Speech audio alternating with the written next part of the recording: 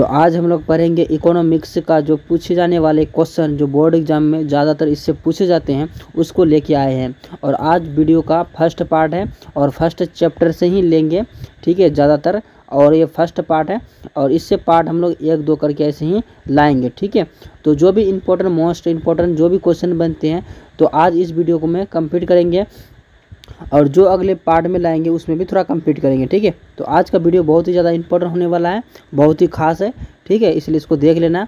अगर आप लोग इकोनॉमिक्स आप लोग ने अगर सब्जेक्ट ले के रखे हैं तो आप टेंशन मत करना, ठीक है। ज़्यादा उतना जितना भारी दिखता है उतना भारी है नहीं, ठीक है। इसको सरल तरीका और सिंपल तरीका से मैं बताने का कोशिश करूँगा, ठीक है। अगर आप इसका PDF लेना चाहते हैं तो लिंक डिस्क्रिप्शन में मिलेगा, वहाँ से आप PDF भी ले सकते हैं। तो चलिए वीडियो स्टार्ट करते हैं। तो बोला जा रहा है क्या, समष्टि अर्थशास्त्र किस विषय का अध्ययन करता है, मतलब जो समष्टि, ठीक है। पहले तो आप यह समझिए कि जो अर्थशास्त्र है इसको दो भागों में बांटा गया है, एक समष्टि और एक व्यष्टि अर्थशास्त्र में, ठीक है। जैसे मैं यहाँ दिख रहा व्यष्टि अर्थशास्त्र में। तो देखिए समष्टि अर्थशास्त्र में होता ये कि जैसे कि आप ये समझिए कि जैसे बोलेगा ना ये कुल लागत, मतलब कि जो भी बात करेगा ना पूरा समूह का बात करेगा। बोलेगा आज दुकान बंद है तो मतलब एक दुकान बंद नहीं होगा, जितना भी सारा दुकान है तो सारा दुकानें बंद होंगे तभी होगा, ये समष्टि अर्थशास्त्र में आएगा। और दूसरा, अगर कोई भी काम होगा मतलब पूरे समूह के अंतर्गत आते हैं, यानी कि पूरा, ठीक है, कंप्लीट, तो उसमें आएगा समष्टि अर्थशास्त्र। चलिए इसको उत्तर में थोड़ा इसको कुछ पढ़ लेते हैं, ठीक है, ताकि आसानी हो एग्जाम में। देखिए बोला जा रहा है कि समष्टि अर्थशास्त्र आर्थिक अध्ययन का महत्वपूर्ण पक्ष है। इनके अंतर्गत ऐसे विशाल समूह का अध्ययन किया जाता है जो संपूर्ण अर्थव्यवस्था को प्रदर्शित करते हैं, जैसे कुल रोजगार, कुल आय और कुल उत्पादन, कुल विनियोग, कुल बचत, कुल उपभोग, कुल पूर्ति, कुल मांग, कुल सामान्य कीमत पर स्तर का इत्यादि समष्टि अर्थशास्त्र में विषय में आते हैं। यानी जैसा कि आप लोगों ने देखा कुल मांग, मतलब ये सब थोड़ा जो उदाहरण है ये सब इसको याद रखना, क्योंकि इससे सब्जेक्टिव से ऑब्जेक्टिव भी बनते हैं, ठीक है। चलिए इसको समझ में आ गया ना आपको।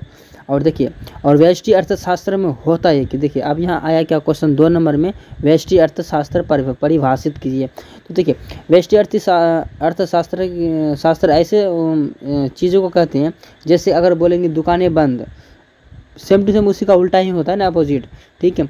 तो एक दुकान बंद होगा बाकी सारा नहीं, यानी पूरा रोजगार का बात नहीं करेगा, यानी कि पूरा समूह का बात नहीं करेगा, केवल उन समूह का बात करेगा जिस पर यह लागू होता है, ठीक है। चलिए इसको उत्तर में देखते हैं इसमें क्या बोला जा रहा है। बोला जा रहा है कि व्यष्टि अर्थशास्त्र को सूक्ष्म मतलब क्या होता है, छोटा अर्थशास्त्र भी कहा जाता है। व्यष्टि अर्थशास्त्र के अंतर्गत अर्थव्यवस्था की एक इकाई सिंपल एक इकाई रूप में अर्थव्यवस्था के छोटे छोटे पहलू होते हैं, ठीक है, पहलू होते हैं, अध्ययन किया जाता है, छोटे छोटे पहलुओं का अध्ययन किया जाता है। जैसे में एक उपभोक्ता, एक उत्पादक, एक फर्म का अथवा एक उद्योग, एक बाजार आदि। व्यष्टि अर्थशास्त्र का अध्ययन आंशिक संतुलन से अधिक प्रभावित है, जो आर्थिक क्रिया से संबंधित कारकों से प्रभावित होता है।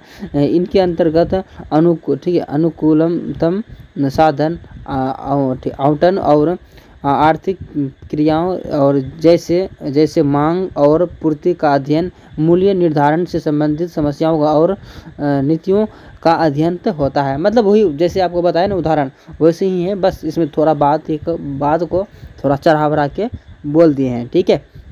मतलब अभी जो मैंने आपको बताया दोनों, ठीक है, फर्स्ट और समष्टि अर्थशास्त्र और व्यष्टि अर्थशास्त्र, ये दोनों आप लोग बताए कि इसको कंप्लीट हुआ या नहीं हुआ। अगर आप लोगों को कंप्लीट नहीं हुआ ना तो मैं इसको फिर से वीडियो बना दूंगा, और क्या आप लोग के लिए मैं कुछ भी कर सकता हूँ, ठीक है।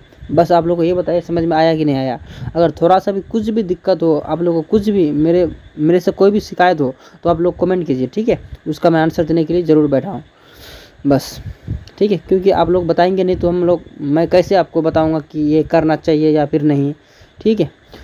चलिए ये तो व्यष्टि अर्थशास्त्र हो गया। चलिए अब देखते हैं इसमें बोला जा रहा है कि व्यष्टि अर्थशास्त्र के अध्ययन का क्या महत्व है। इसका जो व्यष्टि अर्थशास्त्र का जो अध्ययन है, अध्ययन मतलब क्या होता है, मतलब उसकी जानकारी, ठीक है, क्या महत्व है। तो देखिए इसका अगर बात करें तो इसका अध्ययन का महत्व इस प्रकार देखा जाता है, जैसे कि 1 नंबर में व्यक्तिगत इकाइयों के मिलकर ही संपूर्ण अर्थव्यवस्था बनाती है। अतः संपूर्ण अर्थव्यवस्था के आर्थिक विश्लेषण के लिए व्यक्तिगत इकाइयों का ज्ञान आवश्यक है। ठीक है, ज्ञान क्या है? आवश्यक है। मतलब व्यक्तिगत, एक नॉर्मल, पूरा व्यक्ति का बात नहीं बोला, केवल उन व्यक्ति का बात बोला है जिन पर लागू हो रहा है। ठीक है, तो ऐसे समझिए। ये सब थोड़ा अच्छा क्वेश्चन है, इसको याद रखना जरूरी है, काफ़ी ज़्यादा जरूरी है, क्योंकि पूछे जाते हैं। इसीलिए जो भी बताऊंगा आप लोग पूछे जाने वाले क्वेश्चन है, पूछते हैं हर बार। ठीक है, हर बार तो नहीं, मतलब कि ऐसा नहीं कि पूछे नहीं गए, मतलब पूछे जाने वाला ही क्वेश्चन मैं बता रहा हूँ आपको। ऐसा भी हो सकता है इस बार भी पूछ ले। ठीक है, इसलिए याद रखना जरूरी है। आगे दूसरा नंबर में लिखना क्या? आर्थिक विश्लेषण में कीमत का निर्धारण एवं वितरण की समस्या के महत्वपूर्ण होती है। इन समस्याओं की निदान, ठीक है, निदान व्यष्टि अर्थशास्त्र विश्लेषण से किया जाता है। मांग और पूर्ति दो बलों से आधार पर कीमत और निर्धारण किया जाता है, जो व्यष्टि अर्थशास्त्र से संबंधित है। ठीक है, और तीसरा में देखते हैं। तीसरा में बोला जा रहा है कि व्यष्टि अर्थशास्त्र के व्यक्तिगत एवं विशिष्ट इकाइयों का विश्लेषण ही सरकार को आर्थिक नीतियों बनाने का आधार प्रदान करता है। देखिए, अब लोग को ये भी समझ में आया कि नहीं आया? 3 नंबर भी जो समझ में आया कि नहीं आया, बस उसी का ही थोड़ा सा बढ़ा चढ़ा के है। ठीक है, जैसा इसमें क्वेश्चन है उस तरीके से इसको आंसर भी आप लोग को दे देना, यानी कि दूसरा नंबर का भी क्वेश्चन आप लोग को बता दिया। अब देखते हैं दूसरा नंबर का, 4 नंबर। ठीक है, तो 4 नंबर में बोला जा रहा है क्या? ठीक है, अनाधिमान, ठीक है, 1 सेकेंड, अनाधिमान का वक्र का परिभाषित करें। ठीक है, इसका परिभाषित करने के लिए बोला है। वैसे इंग्लिश में भी दिया गया है, आप इंग्लिश से भी पढ़ सकते हैं। ठीक है, तो इसका परिभाषित चलिए देते हैं। इसमें बोला अधानिक निमान तो वक्र, ठीक है, 1 सेकेंड, हाँ, वक्र उदासीनता, वक्र दो वस्तुओं के विभिन्न संयोगों से, यार क्या बोल रहा हूँ, संयोगों से संबंधित उपभोक्ता के व्यवहार की व्याख्या करता है। ठीक है, उपभोक्ता का व्यवहार उसकी उदासीनता अनुसूची द्वारा प्रदर्शित किया जाता है। उपभोक्ता को समान संतुष्टि देने वाले दो वस्तुओं के विभिन्न संयोग उदासीनता अनुसूची अथवा तटस्थ तथा समूह बनाते हैं। इसी उदासीनता अनुसूची को ग्राफ के द्वारा दर्शाए जाते हैं करके आधानिक वक्र प्राप्त किया जाता है। आपको ये समझ में नहीं आया होगा, मुझे भी पता है। ठीक है, अब इसको मैं लास्ट में बताऊंगा। ठीक है, इसको थोड़ा ध्यान रखना, इसको मैं बताऊंगा। ठीक है, नहीं तो मैं अगले वीडियो में इसको अच्छी तरीके से और भी इसको तोड़ के बताऊंगा डिटेल से। ठीक है, तब आप लोगों को समझ में आएगा। चलिए, और 5 नंबर में देखते हैं। 5 नंबर में बोला जा रहा है कि अर्थव्यवस्था की केंद्रीय समस्या से आप क्या समझते हैं, यानी कि अर्थशास्त्र जो है, जो इकोनॉमिक्स है, उसमें क्या समस्या है उसके बारे में थोड़ा बताना है। तो देखिए, इसका उत्तर में देना है क्या? अर्थशास्त्र से मतलब उस आर्थिक प्रणाली से जिसके द्वारा समाज की समस्त, ठीक है, आर्थिक और क्रियाओं का संचालन होता है। मतलब कि अब अगर इकोनॉमिक्स से नहीं रहेगा ना तो लोग आम व्यक्ति को दिक्कत होगा। तो संचालन होता है, प्रत्येक देश की किसी न किसी आर्थिक प्रणाली पर आधारित होता है। आर्थिक प्रणाली मुख्य रूप से पूंजीवादी और समाजवादी एवं मिश्रित अर्थव्यवस्था।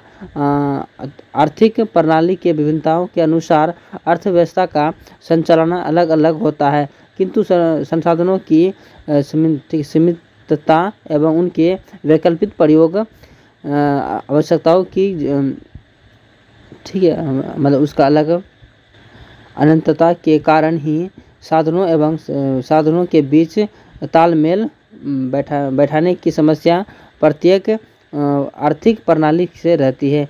अर्थशास्त्र, ठीक है, अर्थव्यवस्था के केंद्रीय समस्या कहा जाता है।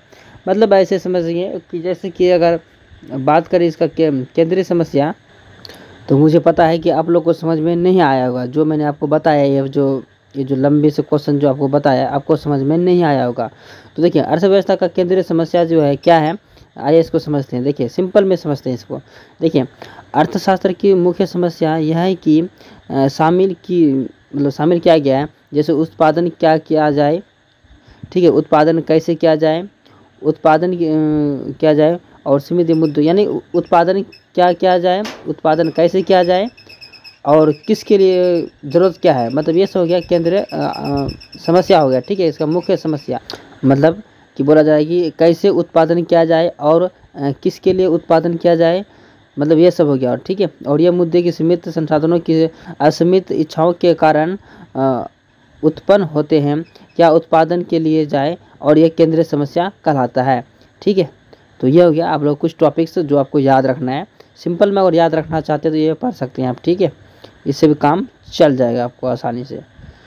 और आगे पूछ रहा है क्या, समाजवादी अर्थव्यवस्था में केंद्रीय समस्याओं का संसाधन कैसे होता है, ठीक है।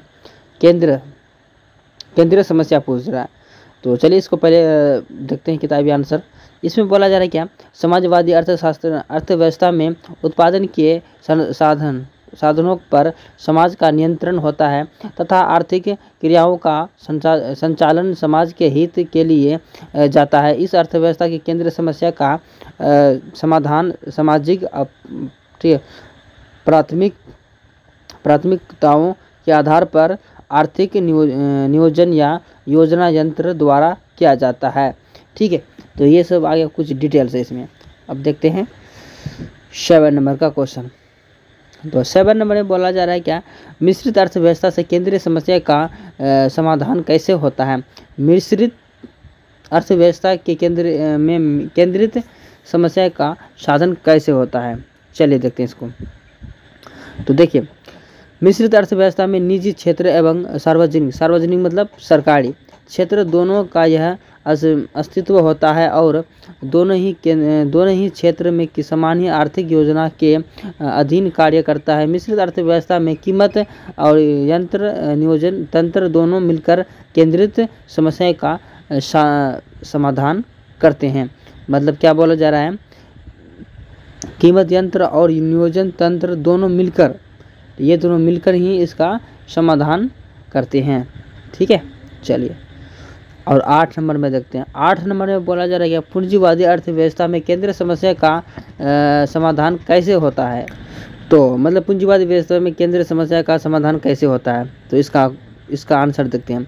इसमें लिखना क्या, पूंजीवादी अर्थव्यवस्था में उत्पादन के संसाधनों के निजी नियंत्रण होता है तथा यह अर्थव्यवस्था उत्पादन और उपभोक्ता के बीच क्षेत्र में होता है, यानी कि उपभोक्ता मतलब कस्टमर, उत्पादन, ठीक है, संसाधनों यानी अर्थव्यवस्था उत्पादन और उपभोक्ता के क्षेत्र में होता है, यानी उसका ही क्षेत्र में होता है, मतलब कस्टमर का क्षेत्र में होता है। और नियंत्रण होती है इस अर्थव्यवस्था की आर्थिक समस्या का साधन कीमत यंत्र द्वारा किया जाता है, मतलब कीमत यंत्र द्वारा किया जाता है, जिसमें मांग एवं पूर्ति के दोनों स्वतंत्र बल क्रियाशील होकर कीमत निर्धारण करता है, यानी दोनों मिलकर एक खर्च और एक कस्टमर का डिमांड दोनों मिलकर के एक क्रियाशील कीमत निर्धारण करता है, ठीक है। चलिए और 9 नंबर में बोला जा रहा है क्या, आर्थिक समस्या क्या है। आर्थिक समस्या क्या है, तो देखिए इसका उत्तर में लिखना क्या, आर्थिक आवश्यकताओं, ठीक है, आवश्यकताएं असीमित और साधन सीमित होते हैं। सीमित साधनों के वैकल्पिक प्रयोग होने के कारण इन साधनों एवं असीमित आवश्यकताओं के बीच एक संतुलन बनाने का प्रयास किया जाता है और इसी प्रकार से चुनाव की समस्या उत्पन्न होती है। इस प्रकार आर्थिक समस्या की मूलतः चुनाव की समस्या है और आर्थिक समस्या की परिभाषा एकरी है, ठीक है। एरिक रोल ने इस प्रकार से दी है कि आर्थिक समस्या मूलतः चयन की आवश्यकताओं से उत्पन्न होने वाली समस्या के यह वह चयन है जिसमें वैकल्पिक प्रयोगों वाले सीमित साधनों का प्रयोग किया जाता है। यह संसाधन के, ठीक है, मितव्य यही उपभोग की समस्या है। तो यहाँ तक हो गया 9 नंबर का क्वेश्चन, मतलब 9 नंबर का। आप देखते हैं 10 नंबर में। तो इसमें बोला जा रहा है कि मौद्रिक लागत क्या है। मौद्रिक, ठीक है, ठीक है, इसमें बोला जा रहा मौद्रिक लागत क्या है। तो देखिए लागत मतलब होता है कि कॉस्ट होता है, ठीक है, ये तो आप लोग जानते हैं। मनी मतलब पैसा, ठीक है। चलिए तो इसका उत्तर में लिखना है क्या किसी फर्म द्वारा एक वस्तु के उत्पादन में किए गए कुल मुद्रा व्यय को मुद्रा लागत कहते हैं। मतलब एक जो वस्तु जो तैयार करते हैं उसमें जो खर्चा होते हैं, एक फर्म मतलब एक फैक्ट्री मान लीजिए, उसमें जो खर्चे होते हैं उसको क्या कहते हैं, मुद्रा व्यय कहते हैं और लागत कहते हैं, मतलब मुद्रा लागत कहते हैं। अर्थात उत्पत्ति के समस्त साधनों का मूल्य को यदि मुद्रा में व्यक्त कर दिया जाए तो उत्पादन इन उत्पत्ति के साधनों का सेवाओं का प्राप्त करने के लिए जितना कुल व्यय का वह मौद्रिक लागत कहलाती है। मतलब ये जो जितना भी कुल व्यय जो बनता है ये सब क्या कहलाता है, मौद्रिक लागत कहलाता है। मतलब कि उत्पत्ति के साधनों की सेवाओं को प्राप्त करने में जो प्राप्त करते हैं इसको तो मौद्रिक लागत कहलाती है। ठीक है, चलिए। और 11 नंबर में बोला जा रहा है कि वास्तविक लागत क्या है। वास्तविक मतलब रियल में लागत क्या है।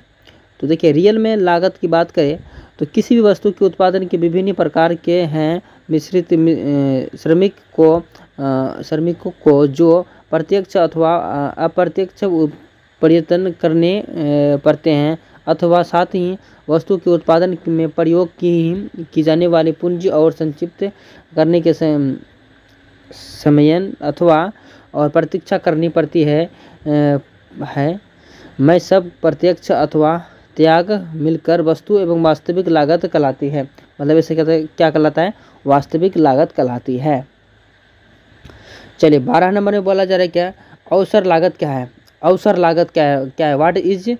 ठीक है, तो ये सब जो है ना अवसर लागत की अगर बात करें तो ऑस्ट्रियन अर्थशास्त्री ने वास्तविक लागत के विचार के संशोधन क्या है कि उन्होंने वास्तविक लागत के साधन पर अवसर लागत के प्रयोग किया गया है। आर्थिक शास्त्र का मौलिक सिद्धांत के ही आर्थिक साधन आवश्यकताओं की तुलना में सीमित होते हैं। अतः किसी भी वस्तु उत्पादन का अर्थ दूसरी वस्तु या वस्तुओं के उत्पादन में वंचित होना, और इस प्रकार किसी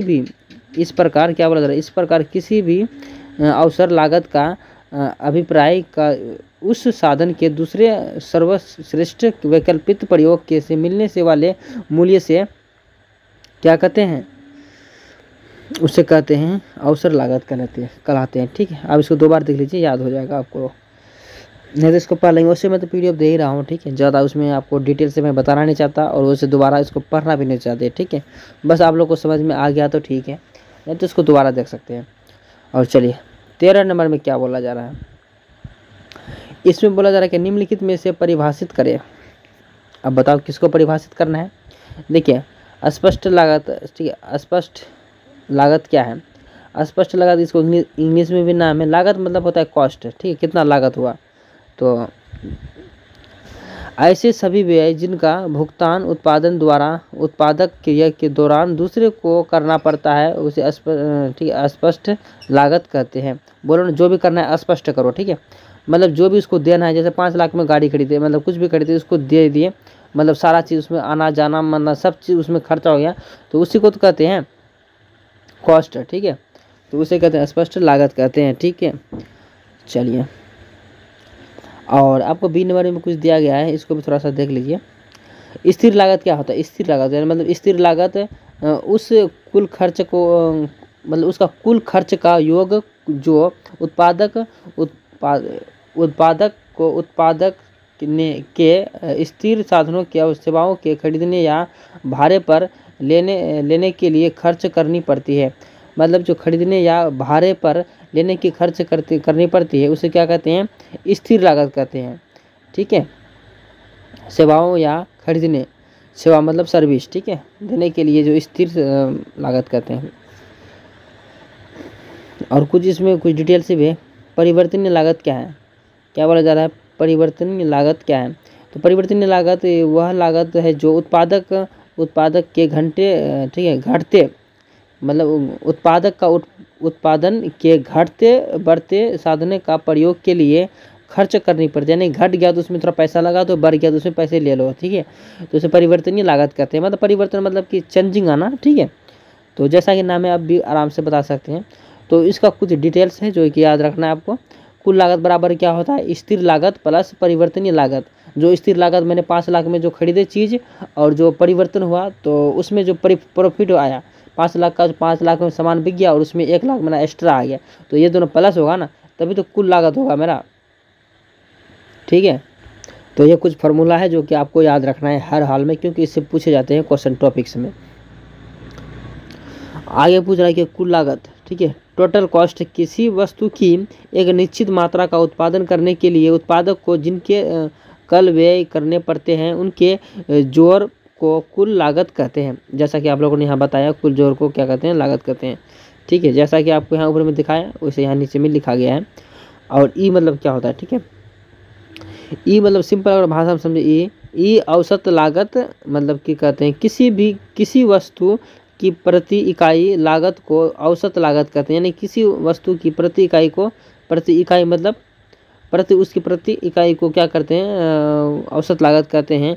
औसत लागत कुल लागत एवं उत्पादक मात्रा का भागफल होता है। यानी कि जो आपने क्या बोला जा रहा है इसमें, औसत लागत कुल लागत से जो कुल लागत था उसका उत्पादन का भागफल का उत्तर होता है। ठीक है, जो आपको मैं दिखा दे उसमें, तो इसका भी फॉर्मूला है। ठीक है, इसको भी थोड़ा देख लेना। वैसे तो इसमें कुछ ज़्यादा है नहीं इम्पोर्टेंट, ठीक है, लेकिन फिर मैं बता रहा हूँ।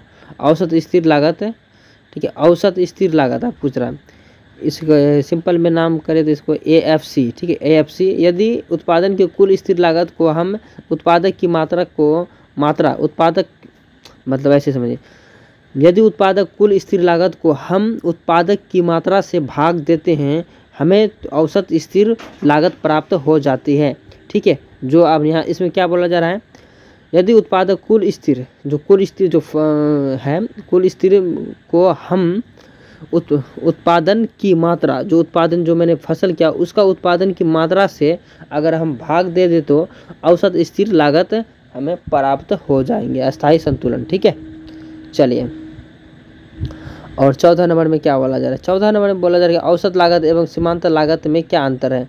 ठीक है, औसत लागत एवं सीमांत लागत में क्या संबंध है, इसमें दोनों क्या कनेक्टिंग है। ठीक है, उत्तर में लिखना है क्या, औसत लागत तथा सीमांत लागत के बीच संबंधों के दर्शाने वाले मुख्य बिंदु क्या है, मुख्य बिंदु है दोनों की गणना उत्पादन के कुल लागत द्वारा की जाती है, औसत। ठीक है, यानी कि दोनों भी कुल लागत की दोनों गणना के कुल उत्पादन की कुल लागत द्वारा की जाती है। ठीक है, इसको देखते हैं। देखिए 1 नंबर में क्या हो गया, यानी कि अर्थात यानी कि MC से बड़ा हो गया AC। ठीक है, और MC बराबर हो गया AC और MC बराबर हो गया AC, यानी कि वही दोनों सेम ही है, सिर्फ मतलब कि AC से बड़ा MC और MC बराबर AC। ठीक है, ये सब फॉर्मूला है। निम्नलिखित में से को परिभाषित करें, यानी इसको परिभाषित करना है, कुल आय को। किसको परिभाषित करना है, कुल आय को। तो टोटल रेवेन्यू होता है। ठीक है, किसी फर्म कुल आय वस्तु की एक ही कीमत तथा कुल बिक्री की गई इकाइयों के गुणनफल द्वारा किया जाए। ठीक है, गुणनफल द्वारा प्राप्त किया जाए, उसे क्या कहते हैं, जैसे कि कुल आय बराबर कुल बिक्री से प्राप्त राशि, यानी कि जो बिक्री हुआ उससे जो प्राप्त, यानी कि मैंने जो 5 केले बेचे उससे प्राप्त राशि बराबर बिक्री इकाइयों का गुना प्रति इकाई का मूल्य, जो मैंने बेचा उसका मतलब 10 केले मैंने बेचा तो 10 केले का कुल बिक्री कितना हुआ, 1000 का। 1 केले का बिक्री कितना है, 5 रुपये, तो उससे गुना कर देंगे, उसका निकल जाएगा कुल इकाई। ठीक है, बस यही पूछा जा रहा है, फॉर्म याद रखना है। ठीक है, इसका याद रखना है, जरूरी है। सीमांत आय क्या है, देखिए सीमांत आय क्या है। सीमांत आय उत्पादन या फर्म को वस्तु के एक ही अतिरिक्त इकाई की बिक्री से जो अतिरिक्त आय प्राप्त होता है उसे सीमांत आय कहते हैं। इस प्रकार सीमांत आय से मतलब किसी वस्तु की एक ही अतिरिक्त इकाई से परिवर्तन की कुल आय को होने वाले परिवर्तन से औसत लागत कहते हैं।